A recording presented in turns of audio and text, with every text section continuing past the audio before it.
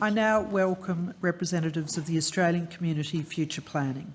Thank you for appearing before the committee today. Information on procedural rules governing public hearings has been provided to witnesses and is available from the Secretariat. Witnesses should speak clearly and into the microphones to assist Hansard to record proceedings. I would like to advise you that any questions on notice should be sent to the Secretariat by the close of business Friday the 5th of February 2021.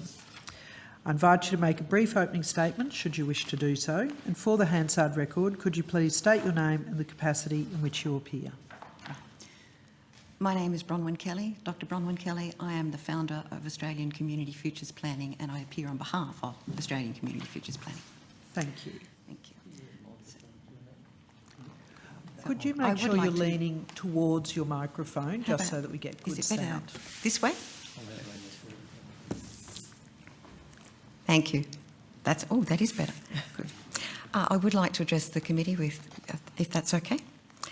I've given you a kit there which I'll refer to in the address, and the address is as brief as I can. Thank you for the opportunity to address this committee. It is a great privilege to be here. I would like to begin by acknowledging the Ngunnawal people, traditional custodians of the land on which we meet today, and pay my respects to elders past and present. Australian Community Futures Planning has made submissions to this committee and to the Senate Committee inquiring into media diversity in Australia. Both submissions are largely about the News Media Bargaining Code and the impact of its mandatory provisions on the prospects for a healthy and diverse public interest journalism industry in Australia. They're both about the vital role and future of journalism in democracy. I'm the founder of Australian Community Futures Planning, and I'm also an honorary fellow at the University of Technology Sydney's Institute for Public Policy and Governance. I was a member of the Senior Executive Service in state and local government in New South Wales for 30 years. Of particular relevance is my experience in operation of and equitable access to monopoly infrastructure, in my case water, and briefly electricity for a small time. So I have deep experience in implementing Australia's competition policies and principles. I'm bringing that experience to bear here because I'm sure this is a big turning point for Australia's democracy. We can make it or break it with the legislative decisions made here. ACFP acknowledges that the ACCC has designed the News Media Bargaining Code with the objective of supporting journalism vital to a healthy democracy.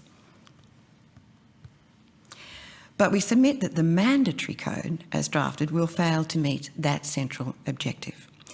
As author of scholarly works in this area, I agree that a healthy journalism industry with sustainable financial prospects is vital for democracy.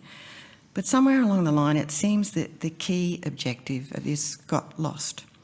The question of how we maintain support for the high-quality, independent journalism that in our post-truth world is more vital to democracy than it's ever been, has been replaced with a question of how we can support commercial journalism businesses, regardless of whether they meet modern standards for the independent, unconflicted, detached, factual reporting that's vital to democracy.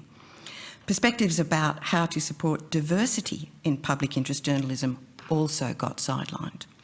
And then, as supporting commercial journalism businesses became the sole focus, people stopped testing whether the suggested solution, in this case the News Media Bargaining Code, would actually lead to a stronger democracy. In this submission, I'm suggesting that when you put open democracy front and centre as your selection criteria for distinguishing a good code from a bad one, you start to come up with different answers about how to structure the news industry on a sustainable financial footing, and how to do that without lessening competition, without unlevelling what is currently a neutral playing field for new entrants in news businesses, and without reducing both diversity and quality in journalism. In short, I'm submitting that the code, when it switched from being voluntary to mandatory, unlevelled that playing field. It also declined into something solving a problem that actually doesn't exist. Quality independent journalism is not in crisis. It is not under threat in the digital age. On the contrary, good financial prospects have opened up and will continue to open up for quality public interest journalism because of the way the net has been designed as an open platform without barriers to entry.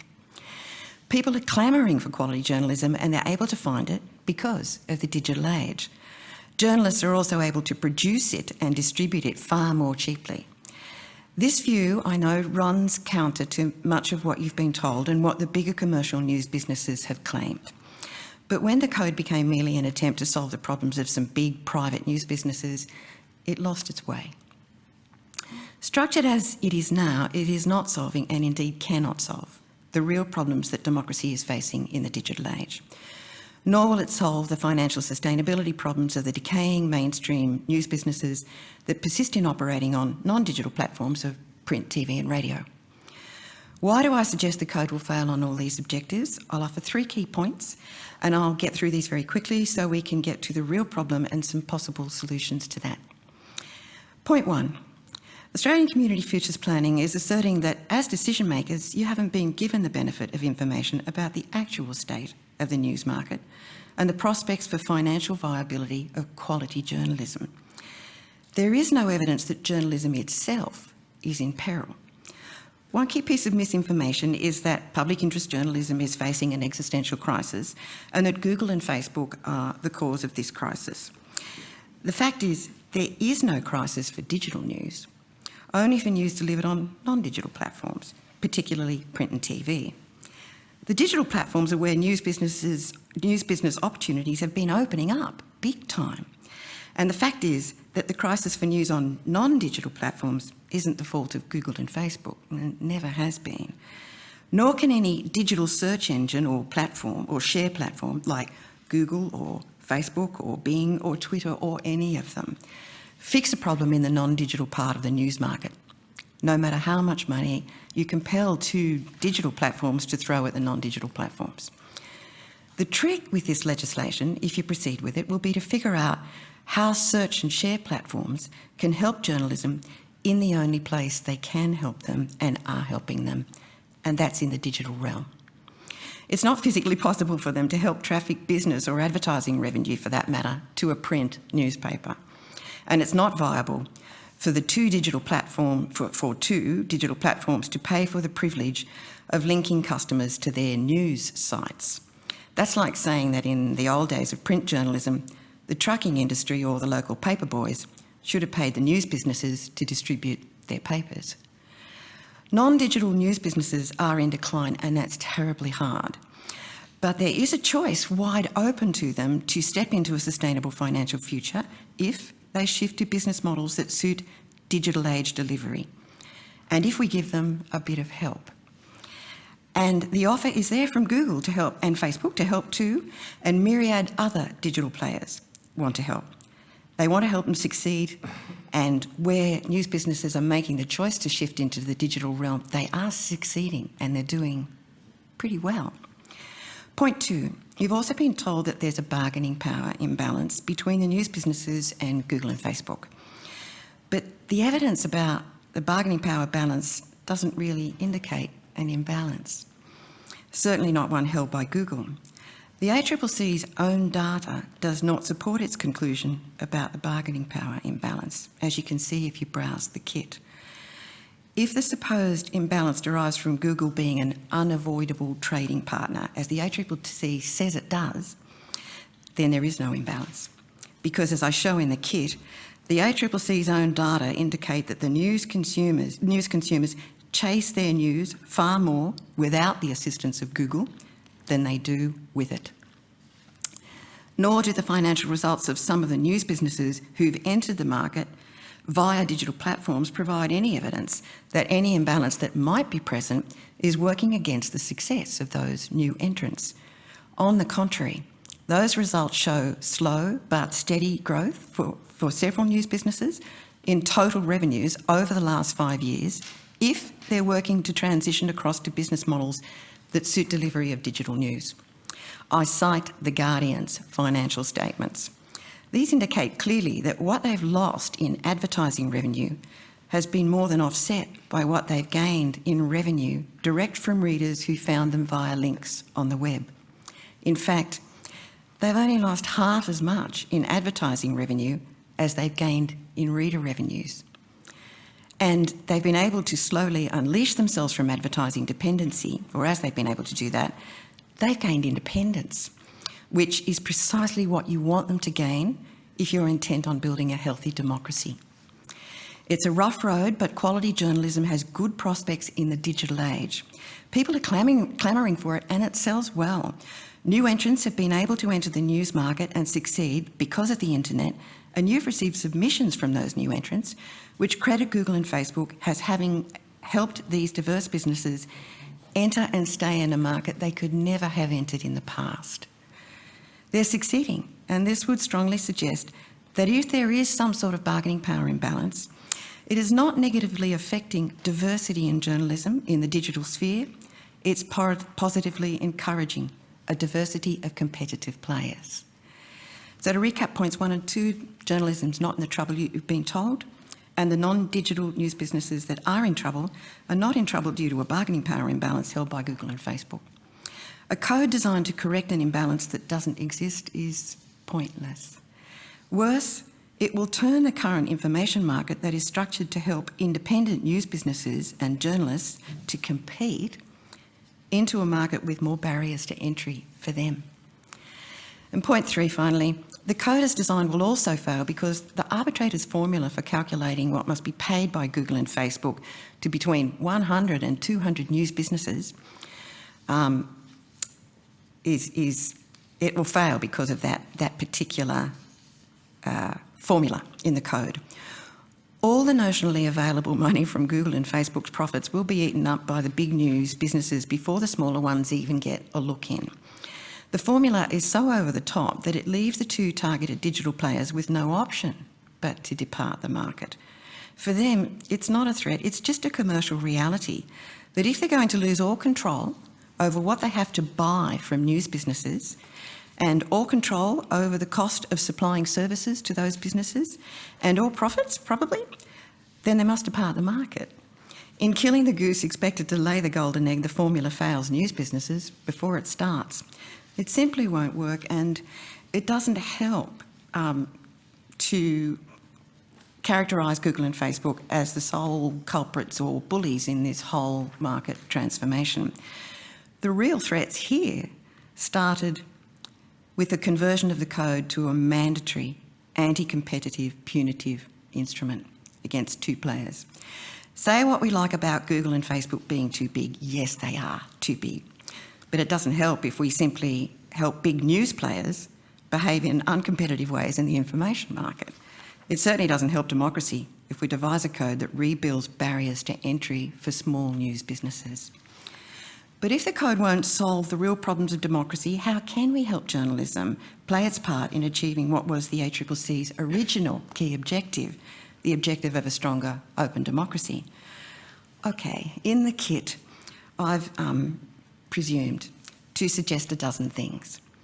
Taken together, these things can do far more to support quality independent journalism in our democracy than this mandatory code can do on its own.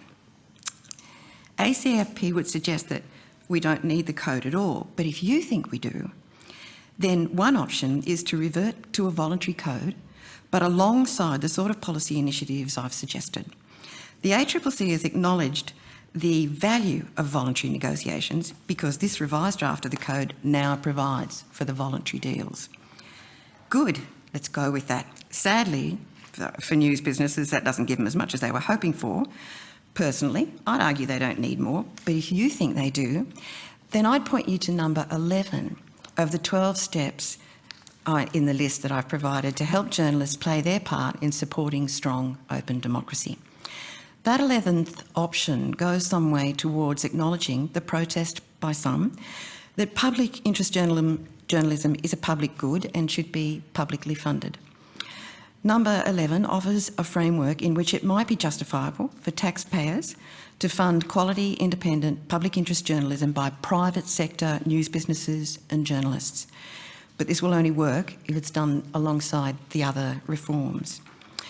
If you choose to desist with the code entirely, I think it will free up your time to think about how Australia can be a world leader in establishing a fair and ethical framework for regulation of a digital age information market.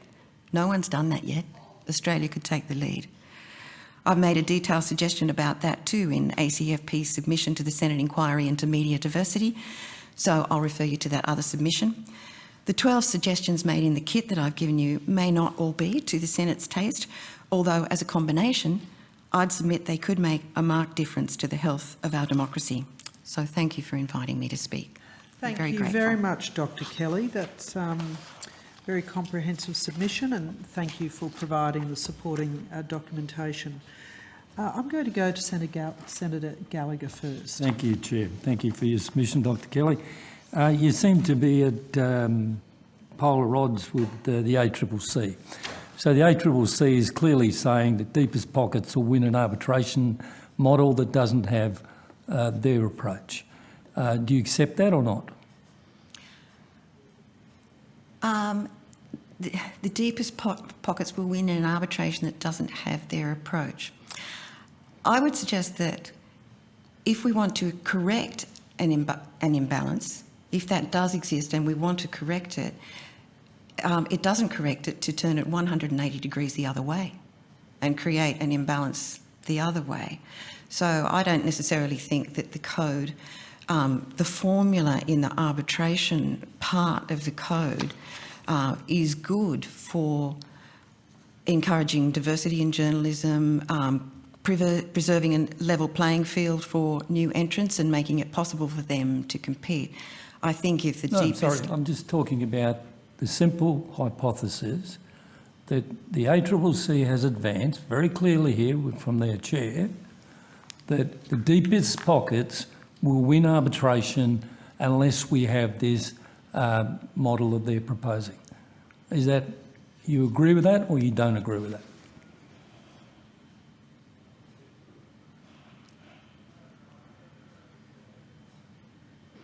No, I don't think I do agree with that. Okay, that's fine. I think a What do you standard make of the, arbitration would deliver fair outcomes. What do you think of the developments in jurisdictions like the UK and France?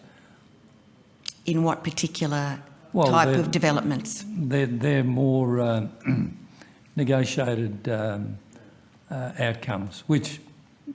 Voluntarily negotiated financial agreements between the two. Yeah. I think that they have terrific potential.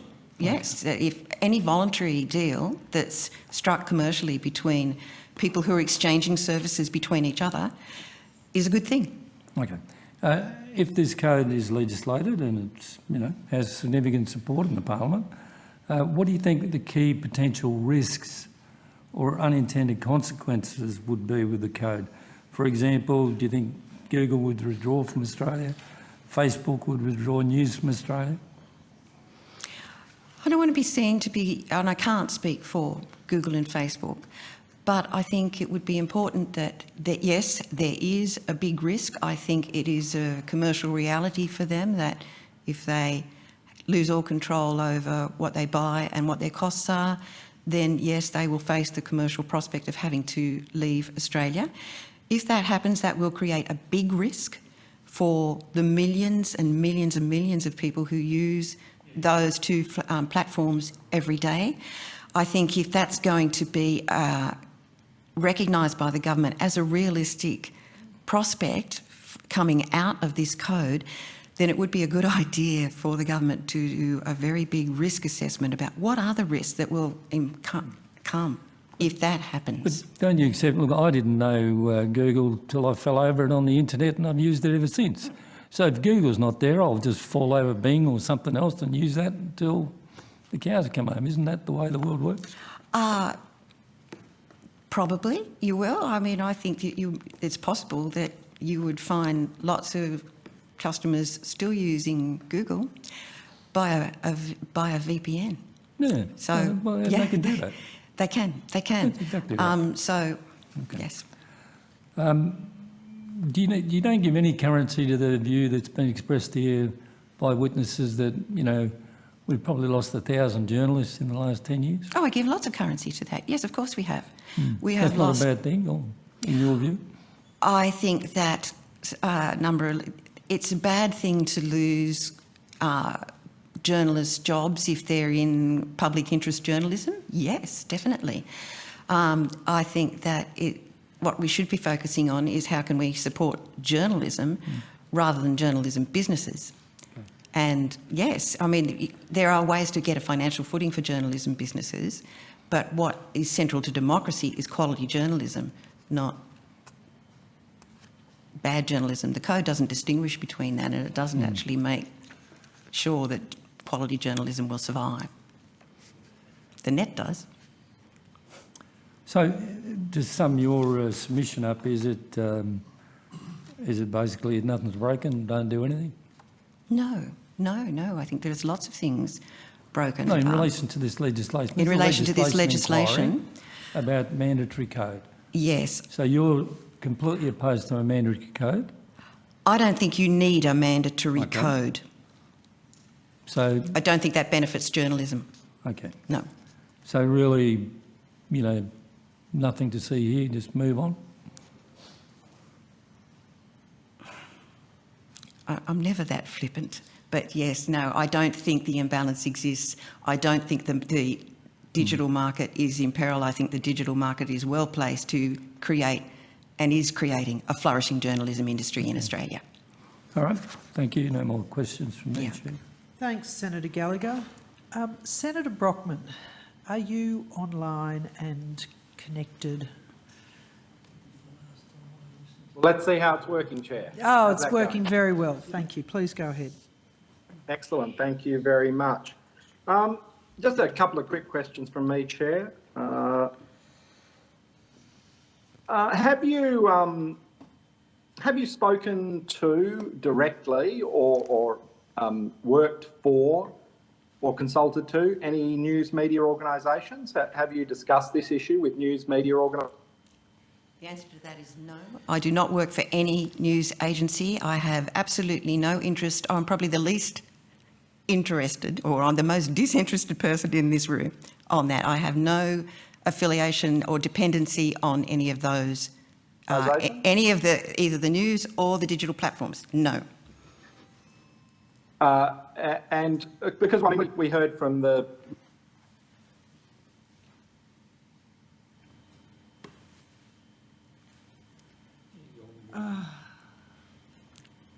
Senator Brockman, you have dropped out. I'm going to go to Senator Patrick and come back to you. Okay. Thank you, Chair.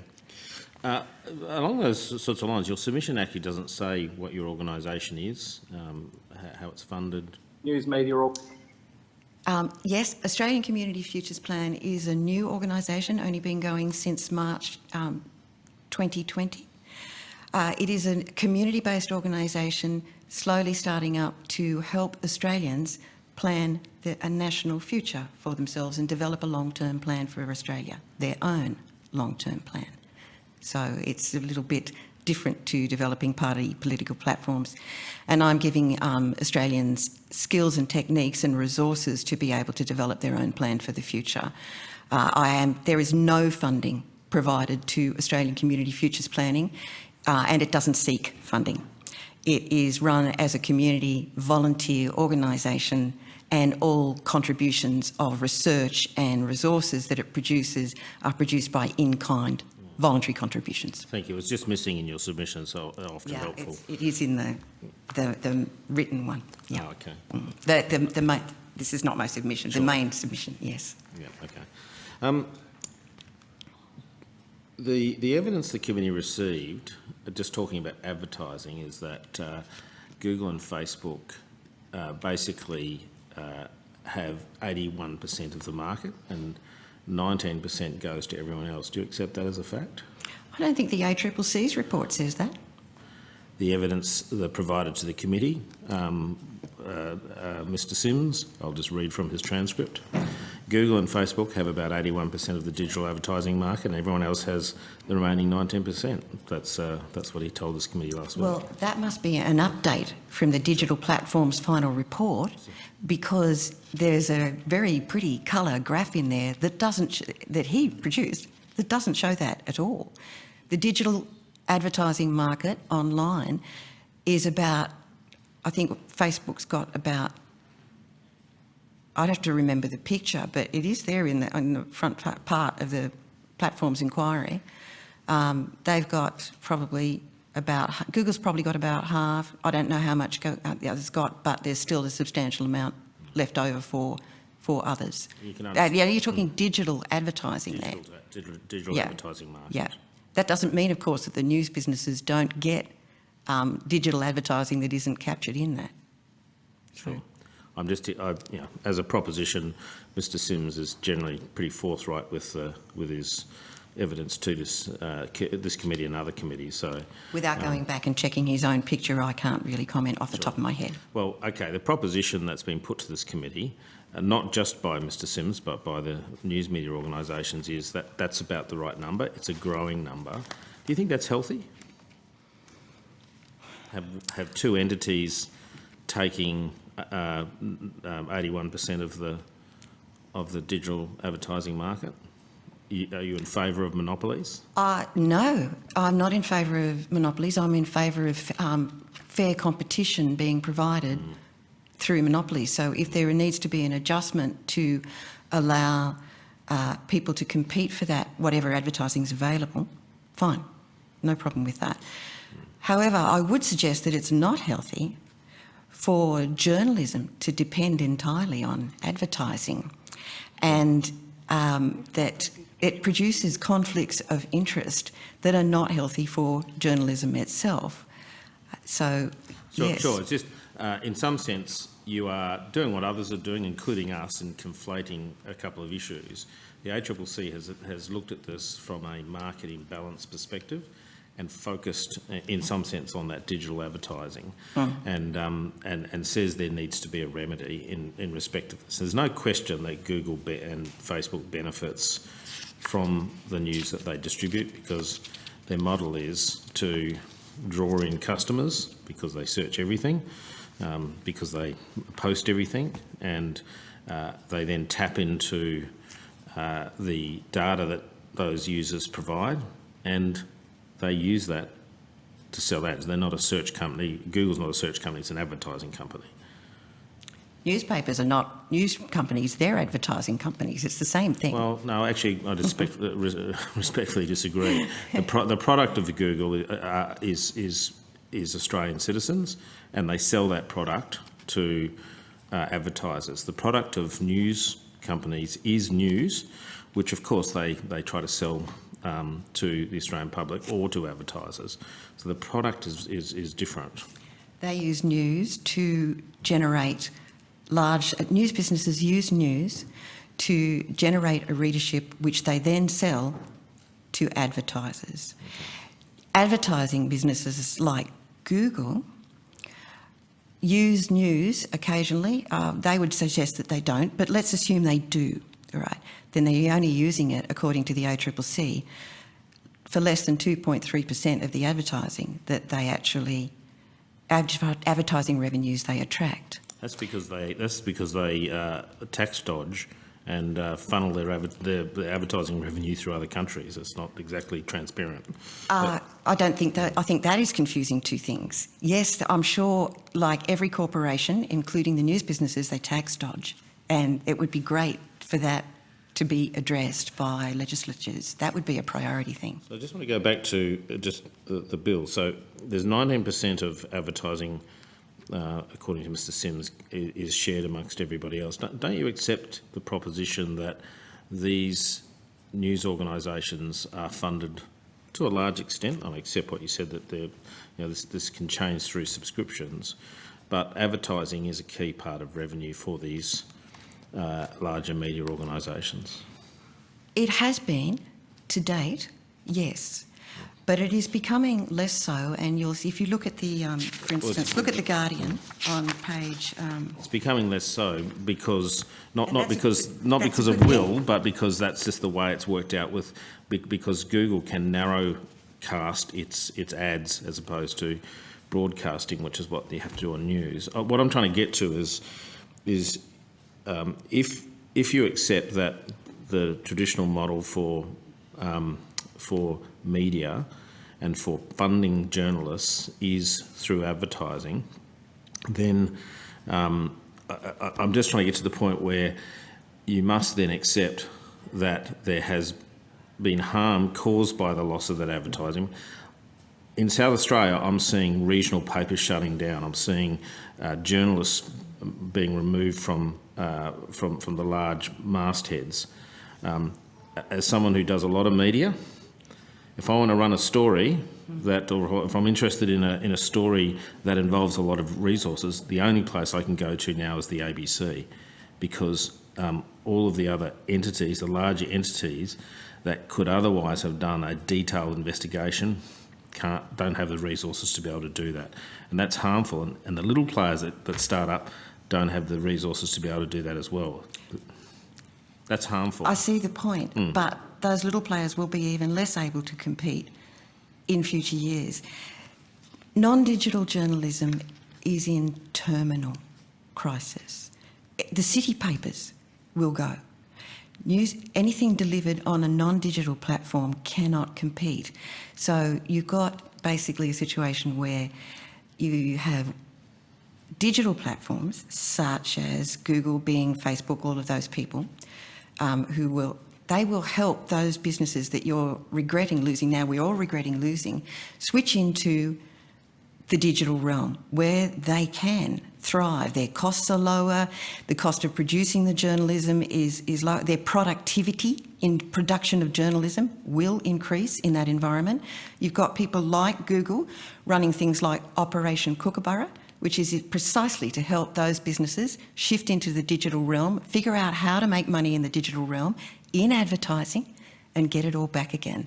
But also what these new platforms deliver to news businesses is more independence. They unshackle them from advertising and give them readers in their own right. All those links that come from whatever engine is delivering a reader to a newspaper, they're all readership. And you can see if you look at the Guardian's results that they've lost 8% of their advertising revenue has been reduced by 8%, but their readership revenue, which is reliable revenue, has gone up by twice that much. So they're ahead of the game. Their total revenues are up because they're switching. If they accept a helping hand, I would encourage any sort of legislation that pushed the digital platforms to do even more than they are now to help the smaller players figure out how to get along and survive in a big business world of digital delivery of news. And you will find that diversity improves, you will get more players. But if you concentrate on making two digital players cover all the costs of the big players, I don't think there's any going to be left over for the small ones. Do you accept... They'll raid the till first. So these larger organisations, and I'm not necessarily talking about News Corp, but some of the larger organisations have reasonable overheads in terms of having editorial control, having lawyers look at pieces from a defamation perspective, but also having specialists that you can go to that, maybe a motoring journalist, a political journalist. All of that requires considerable expense to be able to put together a team like that. And it's clear that the traditional method of funding the advertising revenue, which is how they built these fantastic teams, has disappeared. It has disappeared and it's not coming back. Well, so it might be through this legislation, which is a good thing. Well, that's not advertising revenue, that's just compulsory payments from one competitor to another. It's addressing the imbalance in the advertising world. So that's why the ACCC, that's the terms in which the ACCC talk about this.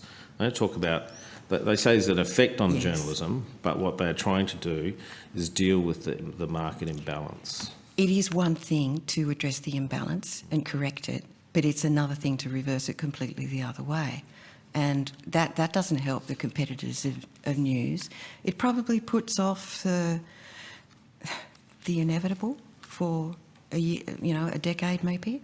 But digital platforms non-digital platforms, people producing paper, and they simply won't survive.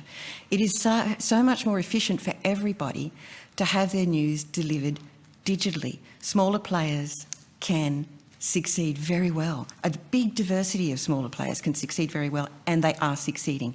There are businesses like, for instance, Michael West Media. Now, they do some stuff that actually can expose them to quite a bit of litigation, defamation, things like that, because they're very into articles about government corruption, corporate corruption, both of those things. But they're doing well. They're surviving in the digital realm, and because of the digital realm, the market is set up to enable them to afford to operate very cost effectively with those sorts of lawyers protecting them that they need. That they can afford all that if they cut other costs like production of a print newspaper. There's a big cost we could all do without, and they can survive quite well and are surviving. The Guardian's doing well. That's a start-up that happens in the digital age, and they're making it. So yeah, Michael West, for example, someone who I do a bit of work with, I like the work that he does and try and support him wherever I can, has just done a big expose, for example, on the grandfathered large proprietary companies. He's doing that at the moment. Could not have done that without legislative change or regulatory change to make ASIC searches free, which is something that I negotiated with. That's great. With the Treasurer. But yeah. The point I'm making is sometimes legislative change is critical for entities to be able to thrive and survive. I would agree 100%. Of course, the right legislative change is what you need. If we want to be able to regulate news businesses, for instance, and stop them producing fake news, which news businesses do, then it would be great to have some regulations put in place about how and what social media companies should take down. It shouldn't be up to the social media companies to make those decisions, but they're sort of making them by default in an ad hoc way at the moment because there isn't any legislation telling them what they should and shouldn't do. And so that would be a legislative reform that I think would help competitive neutrality and competence in quality journalism that I would love to see come out of a parliament like Australia's. Thank you, Chair. Thank you. Thanks, Senator Patrick. Senator Bragg.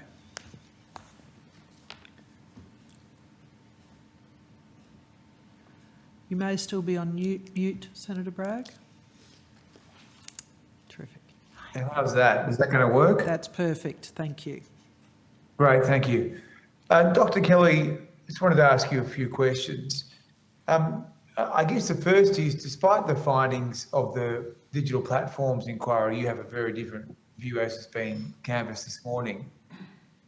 So you think the issue of a bargaining power imbalance is a fallacy. So I guess I'm interested in the evidence you're going to put forward to back that up, given this digital platforms inquiry is regarded as world leading. The evidence I'm going to put forward is the ACCC's own evidence. I'm afraid you don't have a kit in front of you, Senator Bragg, so apologies for that. But the other senators could open to page 6. What that is showing on page 6 is ACCC's data, which I'm suggesting doesn't support the conclusion that there's a bargaining power imbalance, because the ACCC estimates that if an adjustment is made to allow for usage of publishers' apps, now that means people are accessing their news via the app, not via Google, approximately 26% of referrals to the platforms of print and online-only news media are from Google. And there are 44% of consumers who still pursue their news on the web without using Google, and another 55% who pursue their news via newspapers. Now, that means that, at best, Google is only getting in only getting into the value chain 26% of the time. So 75 or 74% of the time we seek news by means other than Google. Now, if Google is meant to be some sort of bargaining power, unique thing that the news businesses can't bypass, well, they're bypassing it quite a lot, according to the ACCC. And so they're not unavoidable trading partners. They're being avoided more than they are used. So I'm only using the ACCC's data to support that. But even if that's correct, that there is a massive bargaining power imbalance, what I'm saying is that, just pardon me for a second. But I think, just so we understand your position, so, I mean, are you talking about the whole $9 billion online advertising market, or are you just referring to display advertising? I'm just referring to the ACCC's data that shows that Google is not an unavoidable trading partner, and that's the reason the ACCC says there's a bargaining power imbalance, because they're an unavoidable trading partner. They're not. They're avoided, according to the ACCC, more than they're used. But I can see that people have this view. Certainly, Rod Sims has been quoted as saying there's a massive imbalance. But if that's working, that massive imbalance is working in Google's favour, it doesn't follow that a mandatory code which shifts the imbalance massively the other way in favour of commercial news businesses is a step that's consistent with competition principles. And it's not capable of sustaining a financial future for any journalism, let alone genuine public interest journalism. It simply it simply takes away an organisation or pushes them out of the country that is actually helping lots of news businesses thrive, and they are doing well in the digital age because they're non-digital. I think this is an important point, Dr. Kelly. So, are you talking about the total market here, or just display advertising when you talk about the data you're wanting to unpick or dispute? I'm talking about the extent to which Google is used by consumers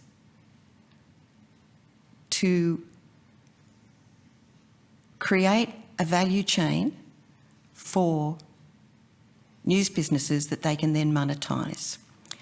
It's not about the percent of the advertising market that the news businesses get versus what the digital platforms get. I don't think that that market is. I mean, the news businesses aren't entitled to, 100% of that market. And they're never going to get it again, because they don't have a monopoly anymore over advertising. They're too expensive. People don't want to use them. Companies don't want to use them. They want to use the digital providers. And so when news businesses get into digital, then they do really well on both advertising, and they do even better on income from readership. So it isn't really a question about whether Google and Facebook are these really big bad guys because they take all the advertising. I don't think they're actually doing that, and they're not using content to take away what is rightly the property of old advertising businesses. They're making it possible for everyone to compete to get a slice of that, and increasing the advertising exposure and possibilities for those news businesses. That is what the voluntary deals are about at the moment. And if you set up conditions in the legislation that enable those voluntary deals to go ahead to the satisfaction of both parties, then the advertising revenue for those new digital news businesses will grow again, and journalism will thrive. Senator But Brown, you might have to make this your last question, please. Yeah, okay, sure. thank you. But it'll be the same question again, because we don't seem to be able to get to the answer. I mean, I guess the guts of your argument is that the ACCC is wrong. All the organisations, the significant organisations around the world which have been looking at this on behalf of different governments, have made a mistake, and that there isn't huge market power being exercised by the platforms. So I guess my question to you has been this morning, which data do you say is wrong? Because the independent regulator in Australia has said that there is significant market power which the platforms have, and that is causing significant viability issues in terms of public interest journalism. Now, you're saying that that is wrong, but I've not been able to elicit from you what in fact you're saying is wrong. I mean, I understand your general position, your political position, but I haven't been able to understand my what exactly position? My political. Which data point you're saying is wrong in the ACCC's platforms report. I'm not saying any of the data points are wrong in the ACCC's platform report. I'm saying their conclusion based on that data is the data doesn't indicate, their own data don't indicate what their conclusion is. I don't know how you get an idea that Google is an unavoidable trading partner and therefore holds a bargaining power imbalance, not a market power, but a bargaining power imbalance from that data. You just don't. They don't. I mean, the ACCC also didn't necessarily suggest that they had a market power imbalance in the whole advertising market. They actually say that having a large power in a market is not of itself a crime and is not prohibited under competition policy and law. It's especially if it derives from being efficient and effective at gaining a share of the market. I think what could happen here is that the news businesses could grab the opportunity that is being given to them to grow their advertising revenues if they really want to. I would prefer that they be less dependent on advertising. I think it's better for journalism. But if that's not what they think is survivable, fine. Let's help them in a couple of ways. Let's get Google and Facebook helping them with these new platforms that they're offering to them of Google Showcase and everything. And also, let's have a look at those other 12 options that I've put forward, one of which is number 11 about let's see what we can do to give them a bit of help in the next 10 years while they transition to the next market. That's all I'm saying, Senator Bragg. Thank you. All right, thank you. We are out of time, unfortunately, so please go with the committee's thanks. Thank you. And we will now break. Sorry.